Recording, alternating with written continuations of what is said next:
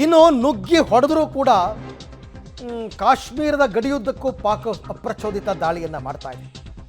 ಪೂಂಚ್, ರಜೌರಿ, ಕುಪ್ವಾರ, ಬಾರಾಮುಲ್ಲಾದಲ್ಲಿ ದಾಳಿ ಮಾಡ್ತಾ ಇದ್ದಾರೆ. ಇವರಿಗೆ ಬುದ್ಧಿ ಬಂದಿಲ್ಲ ಇನ್ನೂ ಕೂಡ.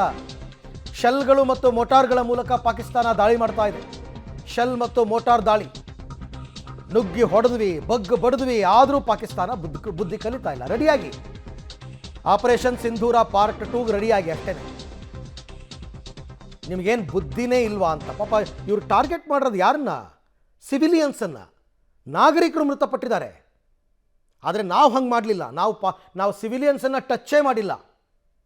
ನಾವು ಪಾಕ್ ಸೈನ್ಯವನ್ನು ಟಚ್ ಮಾಡಿಲ್ಲ. ನಾವು ಹೊಡೆದಿರುವುದು ಕೇವಲ ಭಯೋತ್ಪಾದಕರನ್ನು, ಕೇವಲ ಉಗ್ರರನ್ನು. ಹಿಂದೂ ಅನ್ನೋ ಹೆಸರನ್ನು ಕೇಳಿ ಹೊಡೆದ್ರಲ್ಲ ಉಗ್ರರು, ಅಂಥವ್ರನ್ನ ಟಾರ್ಗೆಟ್ ಮಾಡಿ ಹೊಡೆದಿರೋದು. ಅವರ ಟ್ರೈನಿಂಗ್ ಕ್ಯಾಂಪ್ಗಳನ್ನು ಟಾರ್ಗೆಟ್ ಮಾಡಿ ಹೊಡೆದಿರೋದು. ಅವರ ಅಡಗು ತಾಣಗಳನ್ನು ಟಾರ್ಗೆಟ್ ಮಾಡಿ ಹೊಡೆದಿರೋದು. ಇದೇ ನಮಗೂ ಅವ್ರಿಗೂ ಇರ್ತಕ್ಕಂಥ ವ್ಯತ್ಯಾಸ. Very simple.